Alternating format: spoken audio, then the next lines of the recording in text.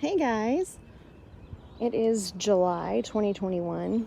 As I'm standing here watering our garden, our neighborhood garden, I had some thoughts about what I would do differently next year. Okay, first, since I'm watering the wildflower beds, my first thoughts about the wildflowers are that, so this is a 3x12 bed separated into two sections. Next year, I would probably just do one 3x6 bed of wildflowers because we didn't have a lot of success with them. Maybe it was just the variety that I planted. It was a packet of mixed wildflowers, so I didn't keep track of what we had, but I would definitely plant sunflowers again, although I'd like to get the ones that just have one big bloom and then actually produce sunflower seeds. I thought that these were going to be them, but they weren't. They've got some smaller blooms up here. I cut the older, bigger ones off already, but they look like that and they don't have seeds in them. So that'd be number one. Here you can see a huge weed right here that needs to come down. It actually has thorns in it, so I can't do that today. But that's another problem of the wildflower bed. You can't tell until it's kind of too late what's a weed and what's not. And since these are planted near Bermuda grass, these beds are full of Bermuda grass, which I've been able to pick out of the vegetable gardens, but it's just nearly impossible here. And it's too hot to spend so much time doing that. I would also not plant marigolds in this garden because I think they took over and hampered the growth of other wildflowers that were supposed to be here. These are seeds from my personal collection and they just get out of control. I mean, you see how big these bushes are, and I went kind of crazy with spreading the seeds around because I wanted to make sure these beds were full, and they got a little fuller than I would like.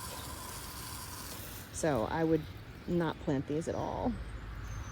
I think these right here, I think these right here are weeds as well, but I'm not sure. They haven't flowered, so I'm just assuming. And here I'm just wasting water, watering weeds. Got some daisies here, but overall I've got some blue flowers down there, but overall this garden did not produce as many flowers as I was hoping. And it just kind of feels like a waste of space. So that's my take on the wildflower garden and what I would do next year. As for the vegetables, I thought that I would be able to do the 1 foot gardening method or the square foot gardening method. And you really can't do that with tomato plants, or you need to set aside a lot more feet for them. Some plants have been moved recently, like these pepper plants that may or may not make it. They were originally hiding under these cucumbers, which is another thing that we wouldn't do again because the cucumbers quickly grew over the trellis and blocked sunlight for those peppers. So they might still produce fruit out here, but there's a chance they might not. This one right here did make one jalapeno pepper, but that's it.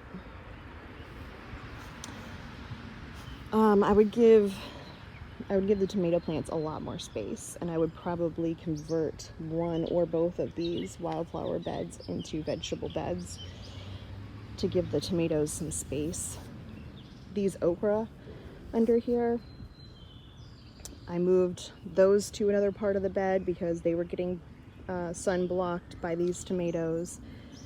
So I wouldn't plant anything under or around tomatoes again. There's also a little shishito pepper plant in there, and it's not getting a whole lot of sunlight, although it is producing peppers. And I moved the mint from the kind of north-facing area over here by the wildflowers, because the mint was getting really leggy and kind of burnt as the sun sets over there. So they were getting sun all day. And at home, my mint likes partial shade. So I think since I cut it down and moved it over here, it's a lot happier. This gets morning sun. This is south and that's east. So it gets the morning sun and then it goes over there, and I think it's just not as powerful. Here you can see another okra plant that we had to move to the herb bed because it wasn't getting enough sun underneath the tomatoes, as well as this okra plant. And I actually harvested 2 okra from that one, so it's doing okay there. I did have to cut back this pineapple sage a lot because it was taking up this whole area, so it was blocking light to the okra and the parsley over here, and definitely that okra. So since pineapple sage likely won't make it through the winter, if I replanted it next year, I would put it someplace where it really got to spread out. Here we have some bell pepper, another kind of pepper plant that also had to be moved. And just from an organizational standpoint, I like all the herbs to be in the herb garden and all the vegetables to be in the vegetable garden. So I would like them to be in another bed next year. Gosh, where do I begin on the vegetable garden? What I would do differently next year? Well, I would give these beans a lot more space. Here's lima beans right here. We have green bush beans under there somewhere and purple bush beans in there. So I'd give those a lot more space. These indeterminate tomatoes that go everywhere, I would practically give them their whole side of the bed. If they grew a lot bigger than I ever realized they would. And this one, it went up to 6 feet, then it went down, then it's spreading over on the other side. And it stopped some other plants from growing as big as they could have. So I think that kind of hampered the growth of the garden overall. This one's kind of leaning over. This is Mr. Stripey, and that is pink brandywine. And then we have Amana orange. So we have 3 really big, actually no, we have 4. We have 4 really big tomato plants right here. And not being a tomato gardener, I really didn't have any idea they would get this large. So that's my mistake. And then the cucumbers over here, it's really hard to grow them organically because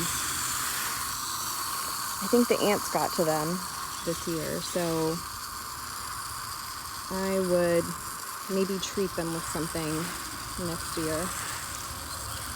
Also, if I had this whole garden to do over again, I would have placed it a lot closer to my water source, that's for sure, because we have a 200-foot hose, which is, it's on a reel, but when you unroll it, it's quite heavy and cumbersome to get down here. And in the heat, it just really makes you not want to do it every day, or even every other day, or even once a week. And here's our purple bush beans right there.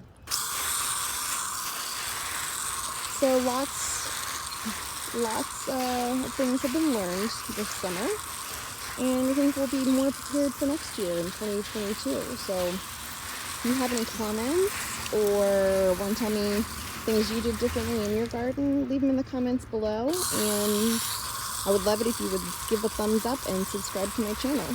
Thanks!